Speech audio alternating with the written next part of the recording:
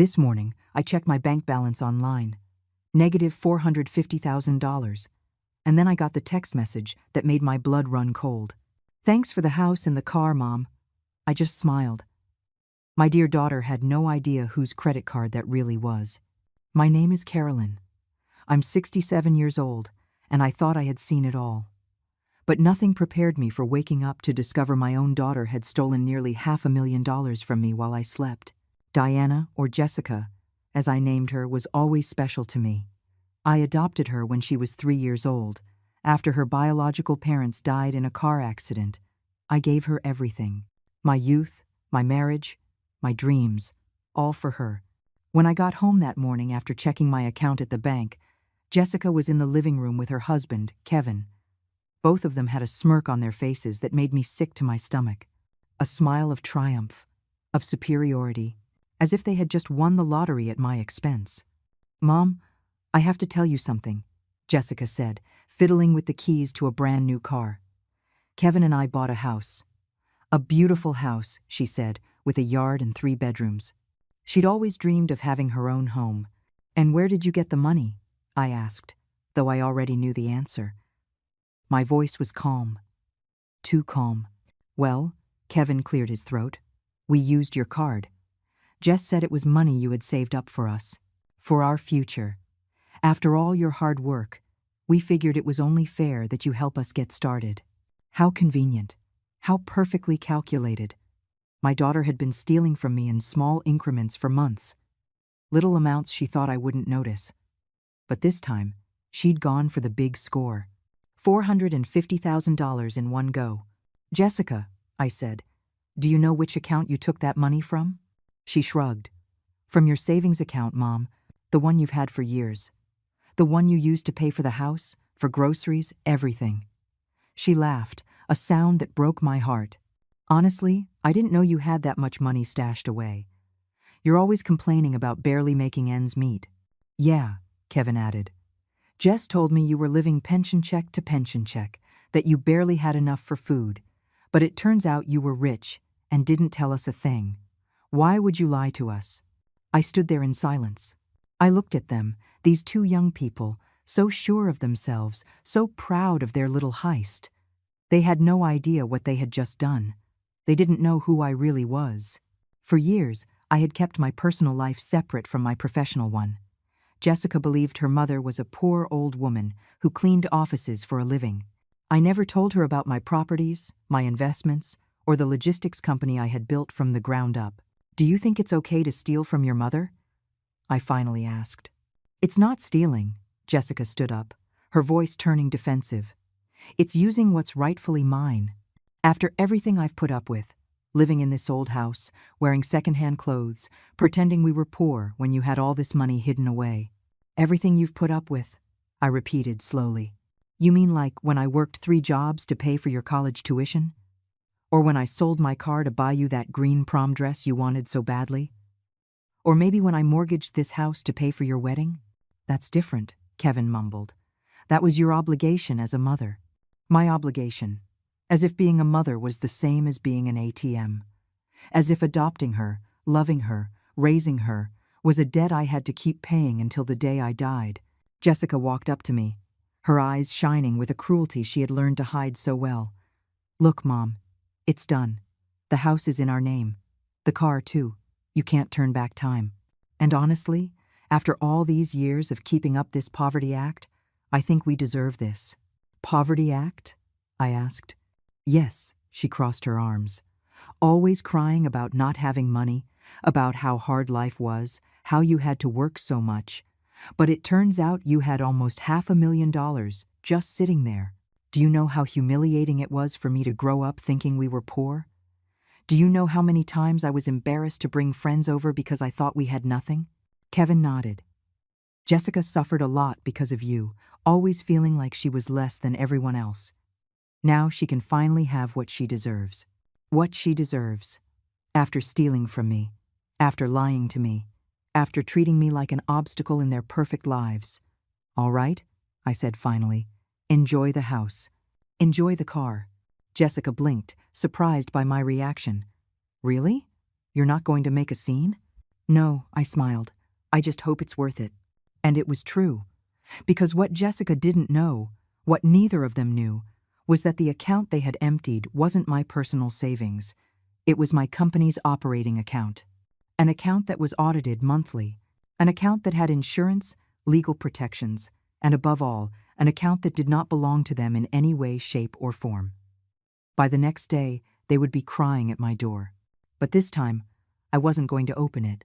That night, I couldn't sleep. Not from sadness, but from the rage burning in my gut. I lay awake remembering every moment, every sacrifice I had made for Jessica, every time I gave something up for her, every time I swallowed my pride to give her what she wanted. When I adopted her, she was a scared little girl who cried every night. I promised her she would never want for anything, and I kept that promise. I worked cleaning offices during the day and studied accounting at night. When I finally managed to open my small logistics company, I decided to keep it a secret. I wanted Jessica to have a normal childhood, without the pressure of knowing her mother handled a lot of money. How stupid I was. The next morning, my phone rang. It was Arthur, my lawyer and accountant. His voice was tense. "Carolyn, we have a serious problem.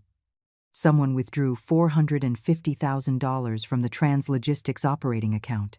The bank called me because it's an unusual amount and they need authorization for the monthly report." "I know, Arthur. It was my daughter." Silence on the other end of the line. Then, a deep sigh. "Carolyn, that account is registered as a business asset. Any unauthorized withdrawal constitutes embezzlement. It's a federal crime." "I know," I replied calmly. "What do you need me to do?" "First, I need you to come to the office to document everything. Second, I have to ask, do you want to proceed legally, or should we try to recover the money privately?" For a moment, I hesitated. She was my daughter, the little girl I had raised, whom I had loved unconditionally for 24 years. But then, I remembered her triumphant smile, her cruel words, the way she had treated me like garbage. "Proceed legally," I said. "Jessica needs to learn that actions have consequences." That afternoon, driving to Arthur's office, I passed through the neighborhood where Jessica had bought her new house. It was an elegant residential area with large houses and perfect lawns. The house she had bought with my stolen money was beautiful. A white facade, huge windows, a red sports car parked in the driveway. I stopped in front of the house and watched for a few minutes. Jessica was in the yard, watering some newly planted flowers. She was wearing a new yellow dress, expensive shoes, and that same look of satisfaction that turned my stomach. Kevin came out of the house with a beer in his hand, hugged her from behind, and they both laughed at something. They looked so happy, so proud of their new life built on my work, my sacrifice, my stolen money. I stepped on the gas and drove away. At Arthur's office, we went over all the documentation. The withdrawals had started 6 months ago. Small amounts at first, $1,000 here, $2,000 there. But in the last few weeks, Jessica had gotten bolder. 5,000, 10,000, 15,000, until the final blow of 450,000. "How did she get access to the account?" Arthur asked. "I gave her a supplementary card years ago, when she started college. It was for emergencies. I never thought she would use it for this. I felt so naive, so stupid. I always checked the statements, but they were small amounts at first. I thought they were legitimate expenses. Carolyn, the total stolen over these 6 months comes to $580,000, Arthur said, showing me the papers. Not just the $450,000 from yesterday. She has been stealing from you systematically. $580,000. Almost everything I had in that operating account. Money I needed to pay salaries, suppliers, company expenses. Jessica hadn't just stolen from me. She had stolen from my employees, from their families. "What happens now?" I asked. "We file the report today. The bank freezes all transactions related to that card. And since she used the money to buy real estate and a vehicle, we can request the immediate seizure of both as evidence of the crime." "How long will that take?" "If all goes well, we'll have the court orders by tomorrow afternoon. Jessica is about to find out she robbed the wrong account." That night, I decided to stay in a hotel. I couldn't be in my house, waiting for Jessica to come celebrate her theft, to rub her new life built on my pain in my face. I chose the Emperor Hotel, the most elegant in the city. I booked the presidential suite. If I was going to plan my revenge, I was going to do it in style. From my window, I could see the whole city, all the lights, all the buildings, the entire life I had built in silence, while Jessica believed her mother was just a poor old cleaning lady. My phone rang. It was Jessica. "Mom, where are you? I came home to show you pictures of the new house, and you're not here." "I'm busy," I replied. "Busy with what? Cleaning offices this late?" She laughed. "Mom, you don't have to work so hard anymore. Now that we know you have money saved up, you can relax a little." "Jessica, I have a question for you." "What is it? Did you ever wonder where the money you stole came from?" Silence. Then, her voice turned defensive. "I didn't steal anything. I used money that was rightfully mine. Money you had been hiding from me my whole life. And what if I told you that money wasn't mine? What are you talking about? What if I told you that you just committed a federal crime?" Jessica laughed, but it sounded nervous. "Mom, stop being so dramatic. It's your money, your card. There's no crime." "You'll find out tomorrow," I said, and hung up. The next morning, Arthur called me early. "We have the orders. The agents are on their way to the house. They're also going to impound the car. Jessica will be served with a court summons in a few hours." "What's going to happen to her?" "Depending on whether she cooperates, she could face between 5 and 10 years in prison for embezzlement and fraud. Plus, she'll have to pay back every cent, plus interest and penalties. 5 to 10 years. My daughter could go to prison for 5 to 10 years. For a moment, I felt a pang of pain. But then I remembered her words. It's my obligation as a mother. I remembered how she had treated me, how she had justified stealing from me, how she had celebrated ruining my life. Number Jessica had chosen this path. Now she would have to walk it to the end. At 11 in the morning, my phone started blowing up with calls.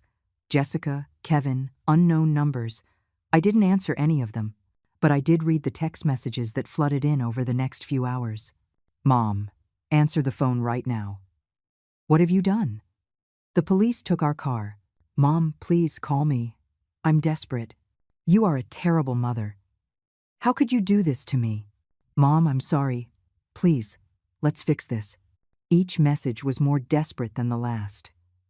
Jessica had finally understood that she had robbed the wrong account, that she had completely underestimated her mother, that she had played with fire and gotten burned. But I was just getting started. At 2 in the afternoon, I decided to do something I hadn't done in years. I went shopping, not just anywhere.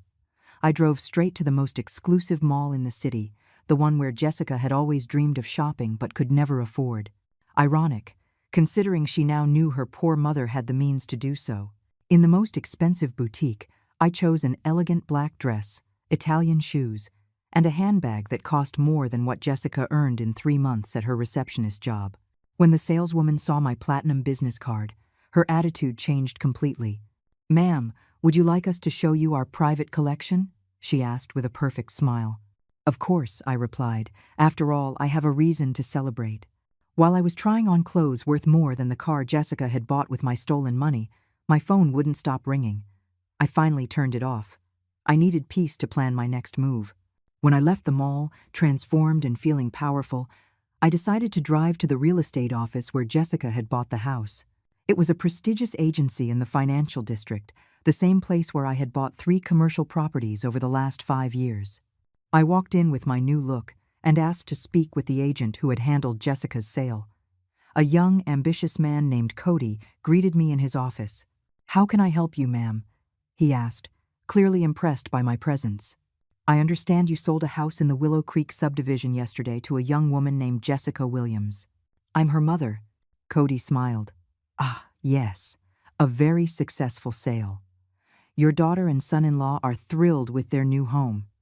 They paid in full, almost $500,000, a very clean transaction." "I can imagine," I said calmly. "Did they mention where they got the money?" "Well, they said it was a family inheritance. Your daughter mentioned you had been saving for years to help them start their life together." Cody seemed proud to have facilitated such a beautiful family story. How interesting, I murmured. And when the bank contacts you to inform you that the money was stolen, what's going to happen to the sale? The color drained from Cody's face. Excuse me? The money they used to buy that house was stolen from a corporate account. Money that did not belong to them.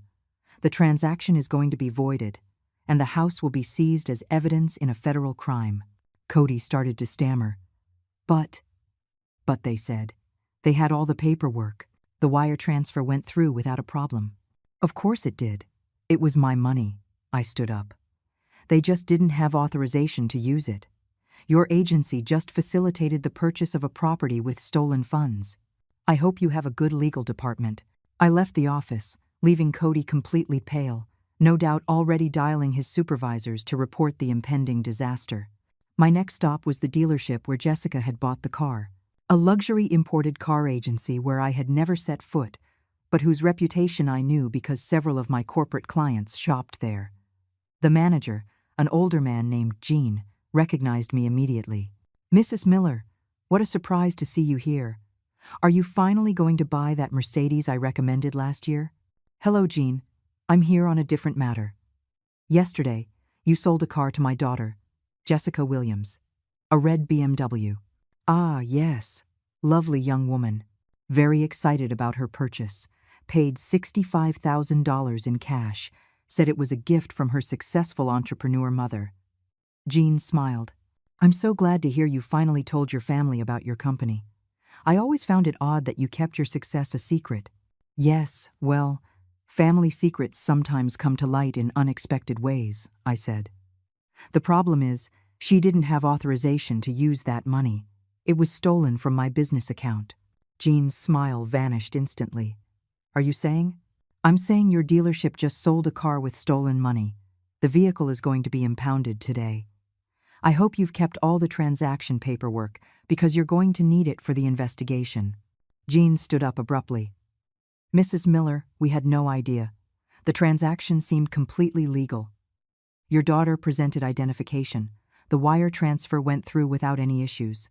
I know, Jean. You're not at fault, but you will have to cooperate with the authorities to recover the vehicle.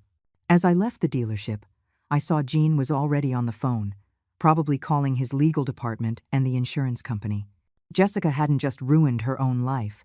She had created legal problems for everyone who had innocently participated in her shopping spree with stolen money. My phone, which I had turned back on, had 53 missed calls and 26 text messages. Jessica was desperate. The messages had evolved from rage to pleading. Mom, please, pick up the phone. I need to explain what happened. It was a misunderstanding. I didn't know it was a company account. The lawyers say I could go to jail. Mom, help me please. I'll give it all back. Just don't do this to me. I'm your daughter. How can you destroy my life like this? But the last message was different. It was from Kevin. Mrs. Miller, we need to talk. Jessica is having a panic attack. The lawyers told us this is very serious. Please, can we handle this as a family? We don't want to go to trial. A panic attack. After 24 years of treating me like her personal maid, after stealing almost $500,000, after celebrating the ruin of my life, Jessica was having a panic attack because there were finally consequences for her actions. I decided to answer that message. Kevin, you should have thought about the consequences before you stole the money. It's too late for family arrangements now. His reply came in seconds. Please, ma'am, Jessica didn't know it was a company account. She thought it was your personal money. It was an innocent mistake. An innocent mistake. Stealing $580,000 over 6 months was an innocent mistake. Kevin, an innocent mistake is using the wrong card at the grocery store. Stealing $500,000 to buy a house is a premeditated crime. Jessica knew exactly what she was doing. But she's your daughter, ma'am. Your own adopted daughter. How can you send her to jail? There it was, the adoption card. The emotional play they knew would hurt me, reminding me that Jessica wasn't my biological child, as if that meant I had less right to expect respect and honesty from her. Kevin, it's precisely because she is my adopted daughter, because I chose her, because I gave her all my love and my life, that her betrayal hurts more. A biological child might disappoint you by accident. An adopted child who steals from you is a knife straight to the heart. There was no reply after that. That night, from my hotel suite, I called Arthur for a full report. The seizure orders were executed successfully, he said. The house is sealed, and the car is in the judicial impound lot. Jessica and Kevin had to leave the property with only what they could carry in a suitcase. Where are they now? As far as we know, they're staying in a cheap motel on the outskirts of the city. Jessica has hired a public defender. Her first hearing is the day after tomorrow. What are her chances? Carolyn, let's be honest. With all the evidence we have, it's almost impossible for her to avoid prison. The only way would be if you dropped the charges and they reached a private settlement for restitution. And if I don't drop the charges? Between 5 and 10 years in federal prison, plus full restitution, plus fines and interest, her life, as she knows it, is over. 5 to 10 years. My daughter, the little girl I had raised since she was 3, could spend the next decade in prison for stealing from me. Did it hurt? Of course it hurt. But what also hurt was every cruel word she had said to me, every time she had treated me like trash, every moment she had celebrated destroying my life. Arthur, I said finally, proceed with everything. Jessica needs to learn that decisions have consequences, and I need to learn to stop protecting people who hurt me. The next day, I received a call I wasn't expecting. It was Susan, my younger sister, who lived in another city and rarely spoke to me. Carolyn, Jessica called me crying. She told me what's happening. Is it true you're going to send her to jail? Jessica stole $580,000 from my company, Susan. I'm not the one sending her to jail. She's the one who put herself in this situation. But she's your daughter. Susan sounded desperate. You raised her from a baby. How can you be so cold? Cold? I repeated slowly. Susan, do you know how many times Jessica told me I was a burden to her? Do you know how many times she made me feel like I owed her something just for existing? She robbed me, celebrated robbing me, and now that there are consequences, I'm the bad guy. But you can drop the charges, you can forgive her. And then what? She robs me again in 6 months? She keeps treating me like garbage because she knows there will never be consequences? My voice was breaking, not from sadness, but from years of suppressed rage. Susan, Jessica, never respected me. She never valued anything I did for her. To her, I was always just a walking ATM. Carolyn, please. No, I cut her off. For 24 years, I gave her everything. I gave up having more children for her. I gave up remarrying for her. I worked day and night to give her everything she wanted, and she repaid me by stealing from me and humiliating me. No more, Susan. It's over. I hung up the phone feeling a strange mix of relief and pain. It was the first time in years I had said out loud everything I had sacrificed for Jessica, everything I had given up for a daughter who never appreciated it. An hour later, another message from Jessica arrived. This one was different, longer, more desperate. Mom, I know you're furious with me and you have every right to be. I know what I did was wrong, but please, don't let this destroy our family forever. I'm willing to give back all the money, to work to pay you back for years if I have to.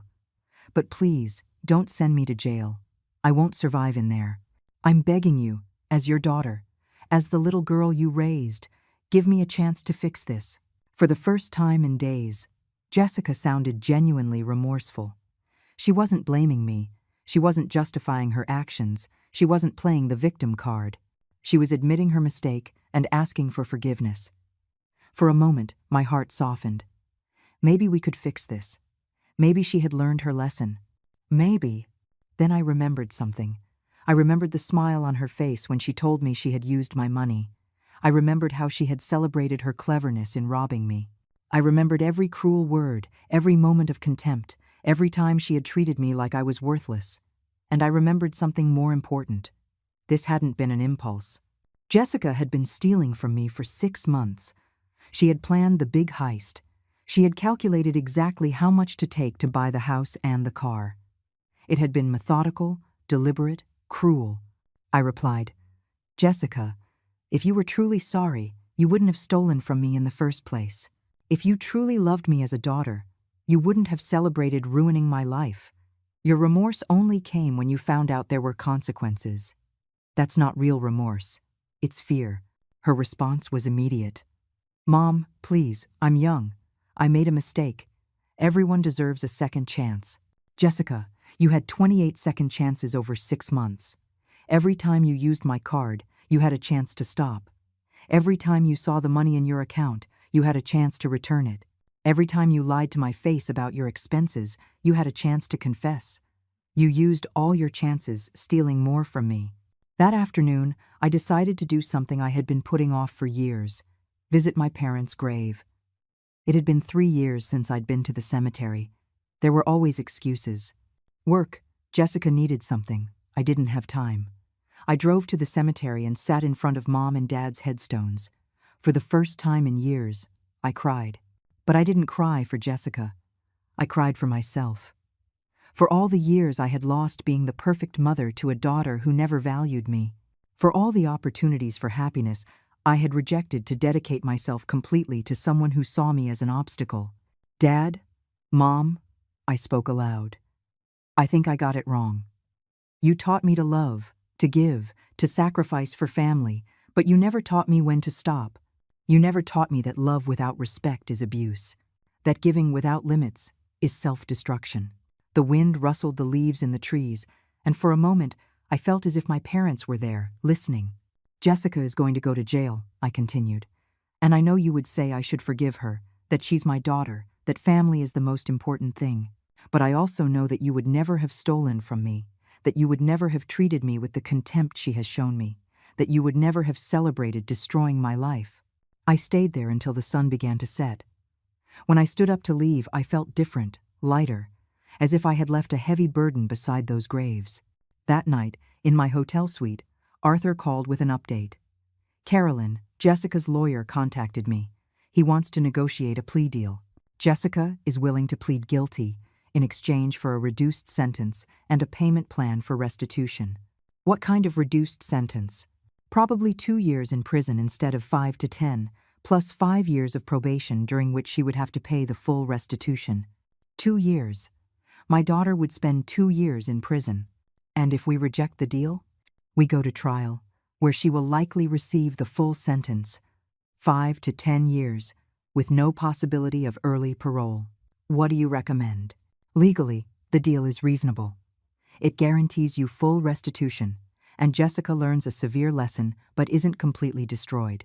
If we go to trial, there's a small chance a jury might feel sorry for her and reduce the charges, but there's also the chance they'll give her the maximum.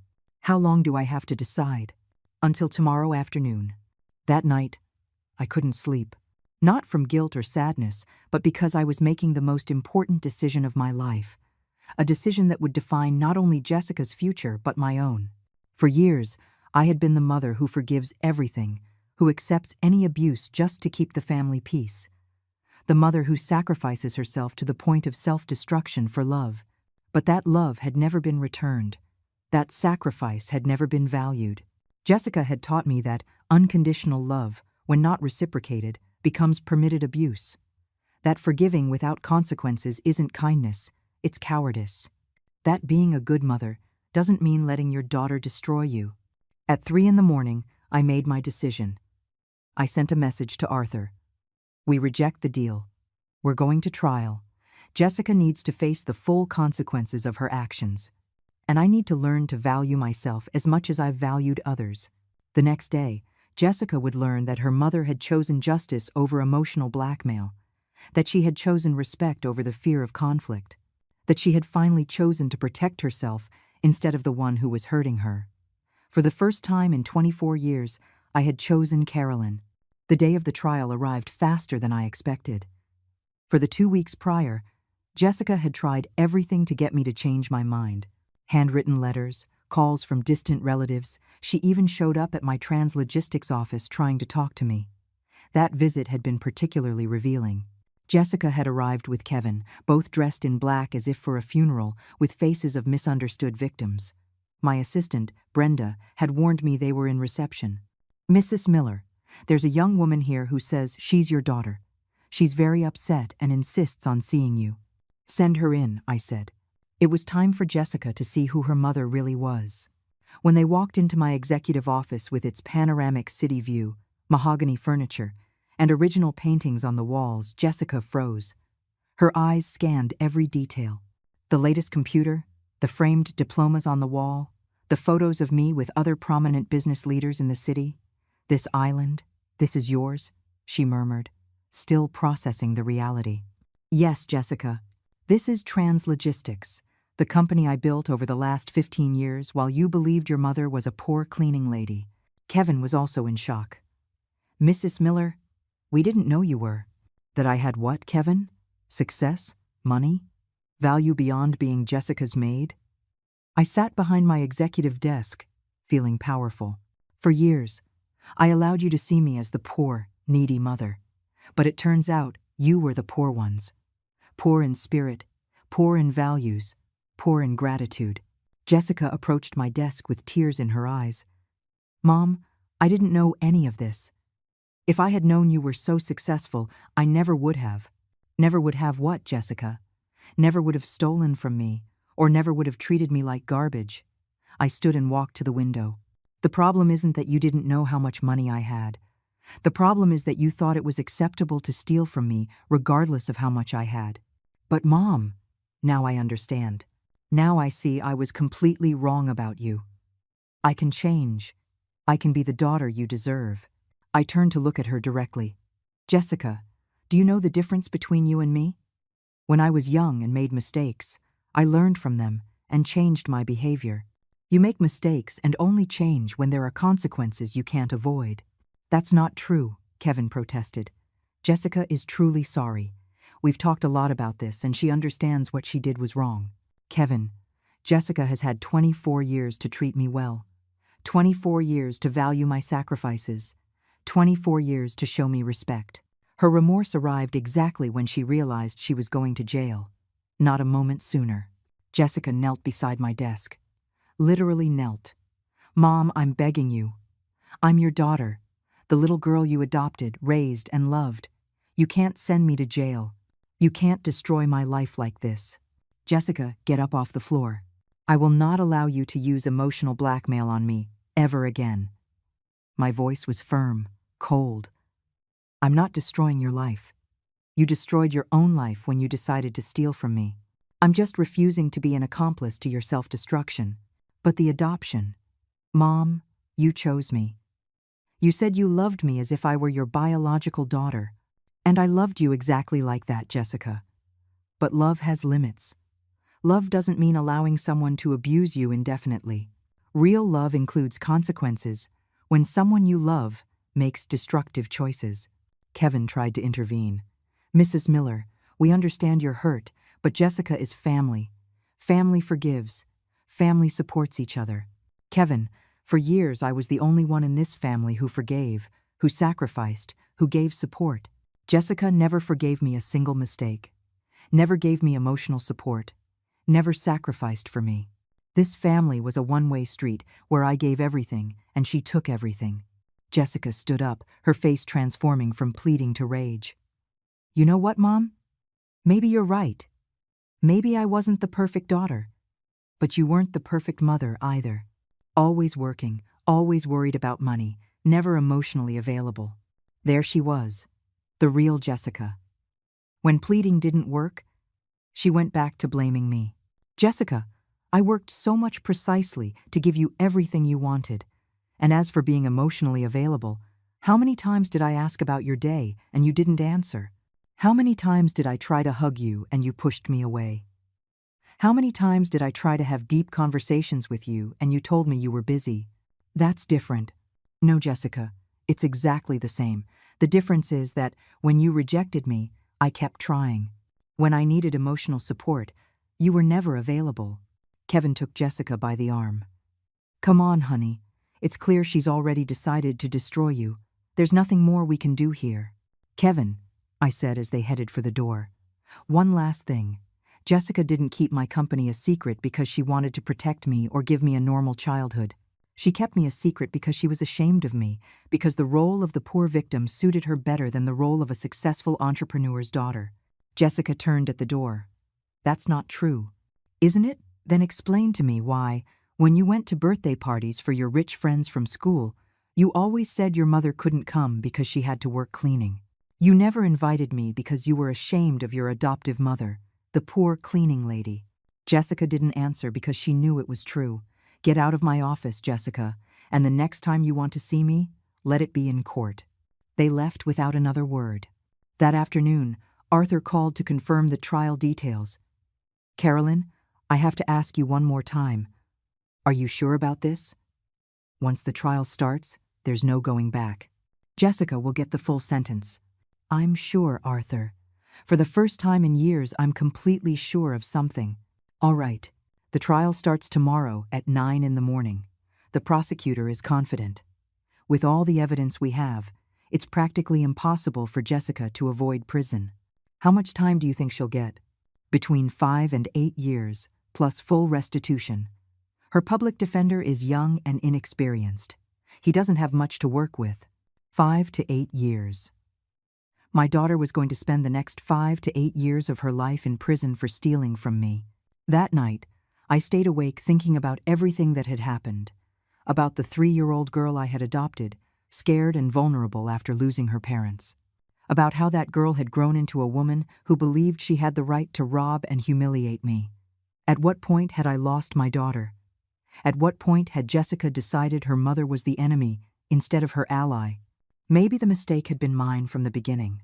Maybe I had been too permissive, too self-sacrificing, too willing to forgive anything. Maybe I had raised a narcissist by never setting clear boundaries. But I also knew it was too late to change the past. I could only change the future. And my future no longer included allowing someone to treat me the way Jessica had, no matter how much I loved them. At 6 in the morning, I got up and prepared for the trial. I chose a conservative black suit, my pearl necklace, and comfortable shoes. It was going to be a long day. When I arrived at the courthouse, there were reporters outside. Apparently, the story of the successful businesswoman sending her adopted daughter to jail for theft had caught the media's attention. Mrs. Miller, how do you feel sending your own daughter to prison? A reporter yelled. I stopped and looked at her directly. I feel like a mother who finally taught her daughter that actions have consequences, something I should have done many years ago. And I walked into the courthouse, ready to finally close this chapter of my life. The courtroom was packed, not just with family and onlookers, but with reporters who had turned my family's pain into public entertainment. Jessica sat at the defense table, dressed in a simple gray suit she had probably borrowed. She looked small, vulnerable, nothing like the arrogant woman who had celebrated robbing me. When our eyes met for the first time in weeks, I saw something in them I hadn't seen before. Real fear. Not the manipulative fear she used when she wanted something, but genuine terror of what was about to happen to her. For a second, just a second, my mother's heart softened. Then I remembered her smile when she said, "Thanks for the house and the car, Mom," and my heart hardened again. The prosecutor, a serious man named Mr. Davis, presented the case with surgical precision. Every transaction, every withdrawal, every lie meticulously documented. The evidence was overwhelming. $580,000 stolen over 6 months from a business account to which Jessica only had access for emergencies. Ladies and gentlemen of the jury, Mr. Davis said in his opening statement, "This is not a case of a desperate daughter taking money in a family emergency.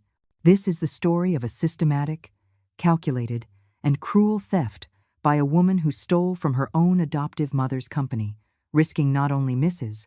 Miller's assets, but the jobs of 20 families who depend on translogistics." Jessica lowered her head when Mr. Davis mentioned the employees. It was something she had probably never considered, that her theft affected not just me, but all the people who worked for my company. The public defender, a nervous young man, tried to paint Jessica as a victim of circumstance. He spoke of her childhood as an orphan, of how she had grown up not knowing her mother's true financial status, of how she had misinterpreted the availability of the money. My client, he argued with a trembling voice, grew up believing her mother was a low-income worker struggling to make ends meet. When she discovered money was available, she genuinely thought it was money her mother had been saving for her future. It was a pathetic defense, and everyone in the room knew it. Even if Jessica had believed that, It didn't explain why she had taken the money in secret, why she had lied about the expenses, why she had celebrated deceiving her mother. The first witness was Arthur, my accountant and lawyer. He presented all the financial documentation with the precision of a machine. Every number, every date, every unauthorized transaction. When his testimony was over, it was impossible to deny that Jessica had been systematically stealing for months. The second witness was Brenda, my assistant at Translogistics. She testified about how Jessica had visited the office multiple times over the past few years, always seeing the company's luxuries, but never asking about her mother's business. Miss Williams seemed uncomfortable every time she came to the office, Brenda testified, as if she didn't want to be there. Mrs. Miller always tried to include her in conversations about the company, but Jessica would always change the subject or say she had to leave. Then came the witnesses that hurt me the most, my employees. One by one, they took the stand and spoke about how Jessica's theft had endangered their jobs. When the operating account was nearly empty, testified Rosalia, my human resources manager, we couldn't make payroll on time. We had to take out an emergency loan. Several employees thought the company was going bankrupt and started looking for other jobs. Jessica didn't look up during this entire testimony. She was finally understanding that her innocent mistake had had real consequences for real people. When it was my turn to testify, I approached the stand feeling the weight of 24 years of motherhood on my shoulders. Mr. Davis guided me through my history with Jessica, the adoption, the sacrifices I had made, my decision to keep my business success private to give her a normal childhood. Mrs. Miller, Mr. Davis asked, why did you decide to keep your company a secret? I wanted Jessica to have a childhood without pressure. I didn't want her to feel obligated to follow in my footsteps or for other kids to befriend her just because of her family's money. I wanted her to develop her own identity and her own values. And how did Jessica react when you occasionally mentioned your company? She always changed the subject. She seemed uncomfortable or bored. Eventually, I stopped mentioning it because it was clear she wasn't interested. When did you realize Jessica was stealing money from your business account? The first small withdrawals I attributed to legitimate expenses. Jessica had used the card for emergencies before. But when I saw the $450,000 withdrawal and received her message thanking me for the house and the car, I understood that she had been stealing from me systematically. What was your emotional reaction to this discovery? I took a moment to answer. The courtroom was completely silent. I felt betrayed, more deeply than I thought possible. Not just because of the money, but because of the celebration. Jessica showed no guilt or remorse. She was proud to have tricked her poor mother. That night, I understood that for years I had been living with a stranger who saw me as an obstacle to her happiness, not as the mother who had sacrificed everything for her. Did you consider dropping the charges? Yes. For days, I struggled with that decision. Jessica is my adopted daughter. I love her deeply. But I also understood that if there were no consequences this time, there never would be. Jessica needed to learn that stealing is wrong, no matter who you steal from or why you do it. During the cross-examination, the defense attorney tried to paint me as a cold, vengeful mother. Mrs. Miller, isn't it true that you are sending your adopted daughter to prison out of personal revenge? No, I answered calmly. I am allowing the justice system to work. Jessica committed a crime. There are consequences for crimes. My job as a mother is not to protect her from the consequences of her bad decisions, but to teach her to make better ones. But don't you feel any responsibility for Jessica's behavior, for having raised her in a way that led to this? That question hit me hard. It was the question I had been asking myself for weeks. Of course I feel responsibility, I admitted. I believe I was too permissive. I believe I should have set clearer boundaries from a young age. I believe my unconditional love became a license for Jessica to disrespect me without consequences. If I had been a stricter mother, perhaps Jessica would have learned stronger values. And you don't think you should give her one last chance to learn those values without going to prison? She already had that chance. She had it for 6 months while she was stealing small amounts. She had it when she decided to steal $450,000 at once. She had it when she celebrated deceiving me. Chances run out when someone uses them only to hurt you more. When I stepped down from the stand, Jessica was looking at me with tears in her eyes. But they were no longer tears of pleading or manipulation. They were tears of real understanding. She was finally understanding who her mother was and what she had lost. The trial lasted 3 days. In the end, the jury deliberated for only 2 hours. Guilty of first-degree embezzlement. Guilty of fraud. Guilty of unauthorized use of financial instruments. Jessica collapsed in her chair when she heard the verdict. Kevin, who had been in the gallery every day, ran out of the room. The judge scheduled the sentencing for the following week, but we already knew what it would be, between 5 and 8 years in federal prison. As I was leaving the courthouse, Jessica yelled to me from the defense table, "Mom, forgive me. Please, forgive me." I stopped at the door and turned back to her one last time. "I already forgive you, Jessica. But forgiveness doesn't mean avoiding consequences. It means freeing myself from resentment while you learn from your mistakes." And I walked out of the courthouse feeling, for the first time in years, that I had done the right thing as a mother. A week after the verdict, sentencing day arrived. The courtroom was even more crowded than during the trial. The media had turned my story into a viral phenomenon. Videos of my statements circulated on social media with headlines like "Entrepreneur Mom Sends Daughter to Prison for Theft and the Price of Family Ingratitude." Jessica looked gaunt. A week in the county jail, awaiting sentencing, had completely changed her appearance. Her blonde hair was dull, she had deep dark circles under her eyes, and she had lost weight. There was nothing left of the arrogant woman who had celebrated stealing from me. The judge, an older man with a reputation for being stern but fair, reviewed all the documents before speaking. "Miss Williams," he said, addressing Jessica, "this court has carefully reviewed your case. The theft of $580,000 over a period of 6 months shows premeditation, planning, and a systematic escalation in the severity of your actions." Jessica began to tremble visibly. "However," the judge continued, "I have also considered your circumstances. You are a first-time offender. You have shown remorse during the proceedings. And this crime was committed against a family member, which suggests deeper emotional issues rather than purely criminal ones." My heart began to beat faster. Was he going to be more lenient than expected? For the charges of embezzlement and fraud, I sentenced Diana Williams to 6 years in federal prison, with the possibility of parole after 4 years for good behavior. Additionally, you must pay full restitution of $580,000, plus interest and legal costs, which amounts to a total of $720,000. Jessica completely collapsed. Her defense attorney held her up as she sobbed uncontrollably. Furthermore, the judge added, "During your period of parole, Miss Williams will be prohibited from contacting the victim, Mrs. Carolyn Miller, without express judicial authorization. This restraining order will be in effect for 10 years. 10 years without being able to contact me. My daughter couldn't talk to me, visit me, or come near me for a decade. Do you have anything to say before this hearing concludes, Miss Williams?" the judge asked. Jessica managed to stand, leaning on the table. Her voice was barely a whisper, but the microphone picked up every word. "Yes, Your Honor. I want to apologize to my mother in front of everyone. Carolyn adopted me when I was an orphan child and gave me everything. Literally everything. Her time, her money, her love, her dreams. And I repaid her with cruelty and ingratitude." Tears streamed down her face. "For years, I treated her like she was my personal servant, like she owed me something just for existing. I never valued her sacrifices.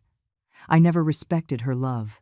And when I found out she had money, my first reaction was to steal it and celebrate having deceived her." The silence in the room was total.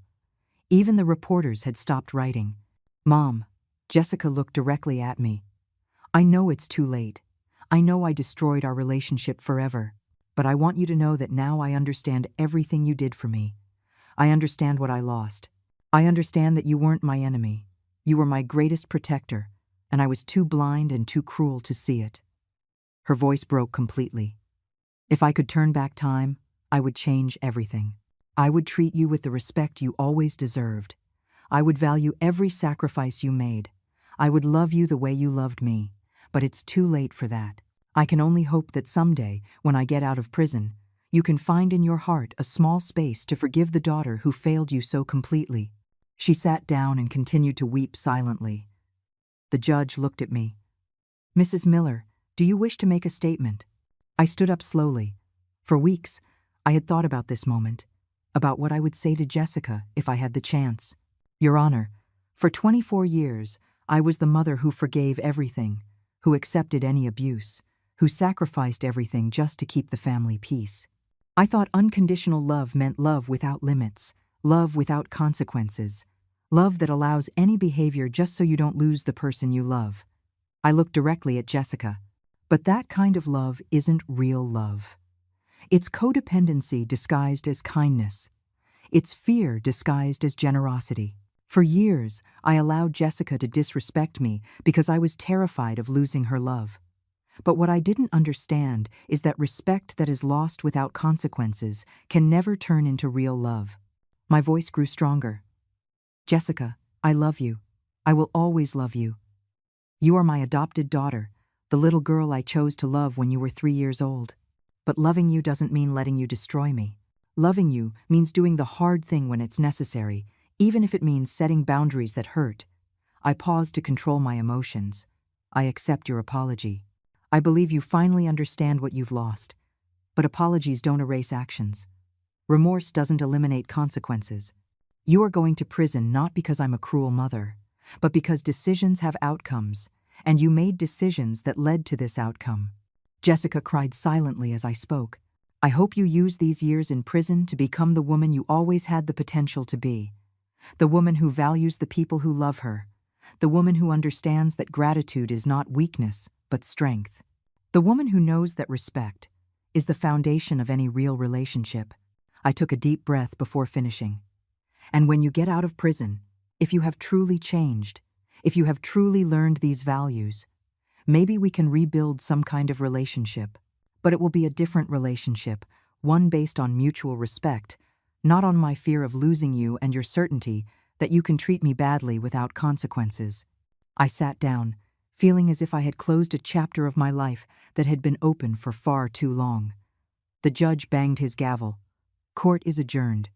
Miss Williams will be transferred to the assigned federal institution within the next 2 weeks. As Jessica was escorted out of the courtroom in handcuffs, she looked at me one last time. In her eyes, there was no longer pleading or manipulation, only genuine sadness and, for the first time in years, real respect for me. I walked out of the courthouse surrounded by reporters shouting questions, but I didn't answer any. I had more important things to do. That afternoon, I drove straight to Translogistics. I had a company to run, employees who depended on me, and a life to rebuild. For the first time in 24 years, I was going to live for myself, unapologetically. Brenda greeted me with a hug. Mrs. Miller, we all saw the news. How are you feeling? I feel free, Brenda. For the first time in years, I feel completely free. And it was true. The weight of 2 decades of codependent motherhood had lifted from my shoulders. I no longer had to walk on eggshells to avoid Jessica's anger. I no longer had to justify every decision in my life to someone who saw me as her enemy. I no longer had to live in fear of disappointing a daughter who had never valued anything I did for her. Jessica was going to spend the next 4 to 6 years in prison, and I was going to spend that time rediscovering who Carolyn was when she wasn't being the mother of an ungrateful daughter. For the first time in decades, the future looked bright. 6 months after Jessica's sentencing, my life had changed more than I ever could have imagined. Without the constant drama of dealing with her ingratitude and manipulation, Translogistics was thriving like never before. We had won 3 major contracts, expanded our team to 30 employees, and opened a second office in the next city over. But the most significant change wasn't professional, it was personal. For the first time in 24 years, I was living for myself. I had sold the house where I lived with Jessica.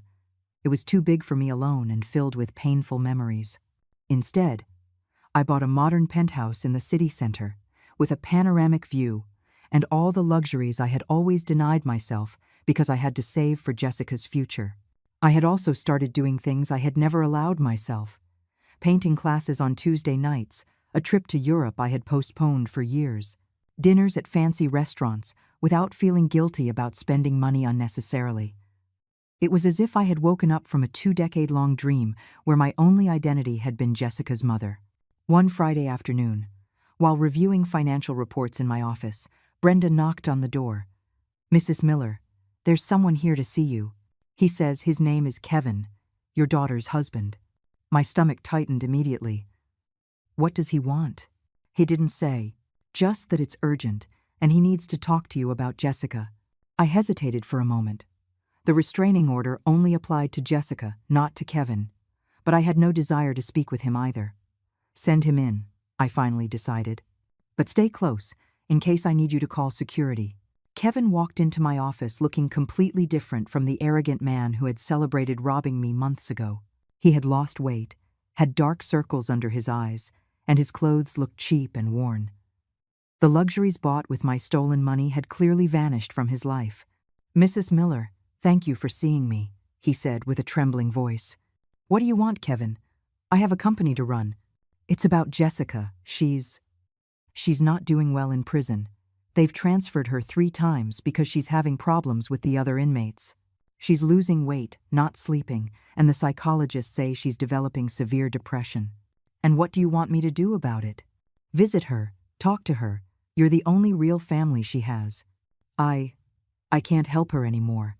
"What does that mean?" Kevin lowered his head in shame. "I filed for divorce last week. I can't stay married to someone who's in prison for theft. My family pressured me. My friends turned their backs on me. I lost my job when they found out what happened. My life was completely destroyed by being associated with Jessica." Interesting. When Jessica had stolen money, Kevin was happy to be her accomplice. But when the consequences arrived, he abandoned her immediately. "Kevin, does that feeling seem familiar to you? The feeling of someone who is supposed to love you abandoning you when things get tough?" He looked at me, confused.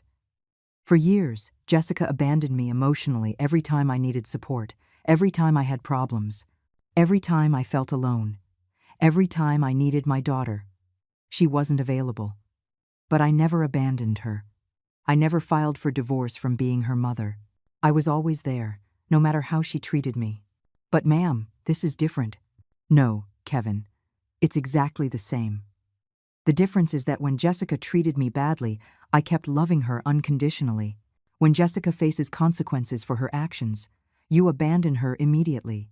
Which one of us truly loved her?" Kevin didn't know what to say. "Do you know what I find most interesting about your visit?" I continued. "You didn't come here because you love Jessica and want to help her. You came here because you feel guilty for abandoning her, and you want me to do the emotional work you don't want to do. That's not it, ma'am. I really do care about Jessica. If you really cared about Jessica, you wouldn't have filed for divorce while she's at her most vulnerable. You wouldn't expect her mother, whom she robbed and humiliated, to clean up the emotional mess you don't want to handle." I stood up and walked to the window.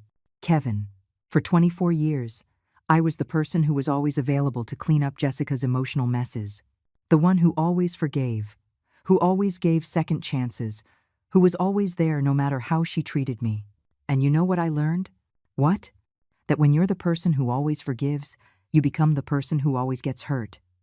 When you're the person who has no boundaries, you become the person everyone crosses. When you're the person who always rescues others from the consequences of their actions, you become the person who prevents them from growing and maturing." I turned to face him directly. "Jessica is in prison not because she's a bad person deep down, but because she never had to face real consequences for her bad decisions. Every time she did something hurtful or destructive, I rescued her. Every time she needed to learn a difficult lesson, I made it easy for her. Every time she should have felt guilt or remorse, I absorbed those emotions for her. But she's really suffering now, ma'am." "Yes, Kevin, now she is really suffering. And that suffering is exactly what she needs to become a better person. If I rescue her now, if I go running to comfort her and make her life easier, I will be taking away her chance to truly grow." Kevin looked desperate. "But she's your daughter, ma'am. Your own adopted daughter. It's precisely because she is my adopted daughter, because I chose to love her when she was 3, that I have a responsibility to make sure she becomes a good person. And sometimes, being a good parent means allowing your child to suffer the consequences of their decisions, even when it breaks your heart to see them suffer." "So, you're not going to visit her? You're not going to talk to her?" The restraining order prohibits me from contacting Jessica for 10 years. But even if that order didn't exist, I wouldn't visit her. Jessica needs these years to reflect on her actions, to develop real empathy, to learn to value the people who love her. If I show up running to rescue her the first time things get tough, I will have wasted this opportunity for growth. Kevin stood up to leave, clearly frustrated that he hadn't gotten what he wanted. "One last thing, Kevin," I said as he headed for the door.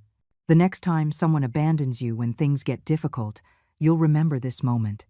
And maybe you'll understand a little better what I lived through for 24 years with Jessica." He left without another word. That night, for the first time since the sentencing, I allowed myself to cry for Jessica. I didn't cry out of guilt or regret for my decisions, but out of genuine pain for what we had lost. I cried for the mother-daughter relationship we never had, for the years I wasted trying to earn her love and respect, for the wonderful woman Jessica could have been if she had learned stronger values from a young age. But I also cried with relief. Relief at finally being free from a toxic relationship that had consumed me for decades. Relief at having found the courage to prioritize myself. Relief at having broken the cycle of emotional abuse that had defined my motherhood. When I finished crying, I felt clean, as if I had washed away the last remnants of guilt and codependency left in my system. The next day, I made a decision I had been postponing for months. I legally changed my last name. I was no longer Carolyn Williams, the name I had taken when I adopted Jessica. I was now simply Carolyn Miller, successful entrepreneur, independent woman, a whole person on my own. Jessica had 4 more years of prison ahead of her. 4 years to grow, to reflect, to become the woman she always had the potential to be. And I had the rest of my life to be happy. 4 years after the trial, I received a letter I wasn't expecting. The return address read, Jessica Williams, Federal Correctional Institution.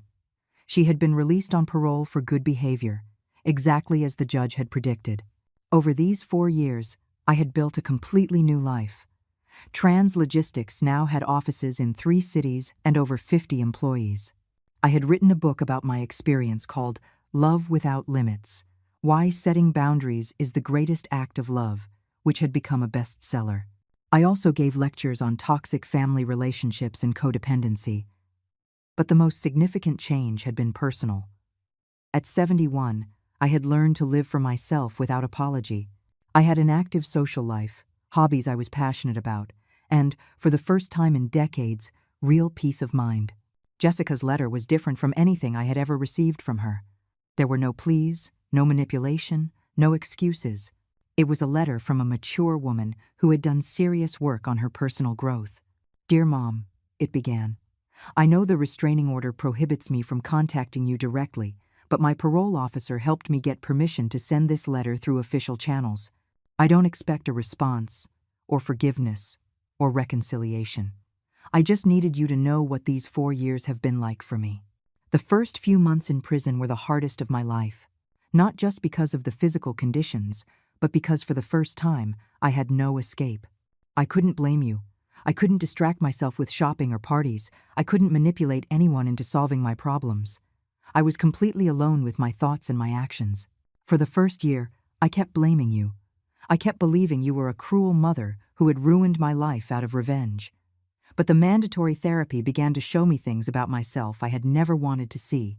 My therapist, a woman named Patricia, asked me a question that changed everything. Can you remember any time in your adult life when you did something genuinely sacrificial for your mother? I tried to answer for weeks. I searched my memory for any moment when I had put your needs before mine, when I had done something difficult to make you happy, when I had sacrificed something important to me for your well-being. I couldn't find a single example. That realization destroyed me. I realized that for 24 years, I had been a daughter who only took, never gave. A daughter who saw her mother as a resource to be exploited, not a person to be loved and respected. A daughter who had mistaken your unconditional love for weakness, your generosity for obligation, your sacrifice for stupidity. I spent the second year in prison, in a deep depression. Not because I felt like a victim, but because I finally understood the magnitude of what I had lost. I hadn't just lost my freedom, my house, my marriage. I had lost the only person in the world who had ever truly loved me, and I had lost her because of my own cruelty and ingratitude. During the third year, I began working in more intensive rehabilitation programs. Anger management classes, group therapy for white-collar criminals, empathy development programs. Slowly, I began to understand not only what I had done to you, but the impact my theft had had on your employees, on their families, on the entire community that depended on your company. I met other women who had committed similar crimes. Many had stories of mothers who had rescued them time and again, who had never allowed them to face real consequences. We had all mistaken permissive love for real love. We had all hurt the people who loved us most deeply. The fourth year was different. I started helping in the programs for first-time offenders, sharing my story as a warning. I told them about how the lack of boundaries and consequences had turned me into a person incapable of gratitude, empathy, or personal responsibility. I saw in their eyes the same shock I had felt when I finally understood who I had really been. I also started writing. Not letters to you, because I knew it was forbidden, but a journal where I processed everything I had learned about myself, about our relationship, about the damage I had caused. Writing became my way of making peace with myself and with the woman I had been. Now, I'm out. I live in a halfway house, work in a bakery for minimum wage, and every penny I earn after my basic expenses goes toward the restitution I owe you. By my calculations, it will take me about 15 years to pay you back completely, assuming I can get better jobs eventually. I'm not writing to ask for your forgiveness, because I know I don't deserve it. I'm not writing to ask for a second chance, because I know I used all my chances destroying our relationship. I'm writing so you know that the sacrifice you made by allowing me to face the consequences of my actions was not in vain. I am a different person now, a person who understands that respect is earned with actions, not words. A person who understands that gratitude is the foundation of any healthy relationship. A person who understands that real love includes boundaries, responsibility, and mutual growth. If you ever decided to give me the chance to meet this new version of myself, I would be eternally grateful. But if you decide it's too late, that the damage was too deep, that you need to protect your peace of mind from any possibility of me hurting you again, I will completely understand that, too. What I want you to know, more than anything, is that I now understand what I lost. I didn't lose a mother who controlled or limited me. I lost a mother who loved me so deeply that she sacrificed her own happiness for mine for decades. I lost a mother who worked tirelessly to give me opportunities I never valued. I lost a mother who saw me as her greatest treasure when I saw her as my biggest obstacle. And I want you to know that the woman I have become over these 4 years would have been proud to be your daughter. She would have valued every sacrifice, respected every decision, and loved every day she could have spent with you. I am deeply sorry that I got to know her too late. Whatever your decision about our future, I want you to live the rest of your life knowing that your love was not wasted, that your sacrifices were not in vain, that the lesson you taught me by setting boundaries finally turned me into the woman you always hoped I could be. I love you, Mom, not as the manipulative daughter I used to be, but as the grateful woman I became, thanks to your courage to do the right thing, even when it broke your heart. Your daughter who finally grew up, Jessica. When I finished reading the letter, I cried. But they weren't tears of sadness or regret. They were tears of relief and, surprisingly, of maternal pride. For the first time in 28 years, Jessica had written something that sounded like the daughter I had always hoped to have. A daughter who understood the value of sacrifice, who appreciated the love she was given, who took responsibility for her actions without blaming others. Was it too late for a relationship? Could I trust that this change was real and permanent? Was it worth risking the peace I had found over these 4 years? I didn't know. But for the first time since the day I discovered the theft, I felt that maybe, just maybe, my daughter had come home. I don't regret sending her to prison. I only regret not understanding sooner that kindness should never be practiced at the expense of self-destruction, that real love requires boundaries, and that sometimes, to save someone you love, you first have to save yourself. The story of Jessica and me wasn't over, but for the first time in decades, I had hoped that the next chapter would be written by 2 women who respected each other, instead of a desperate mother and an ungrateful daughter. Maybe it's never too late to learn how to love correctly.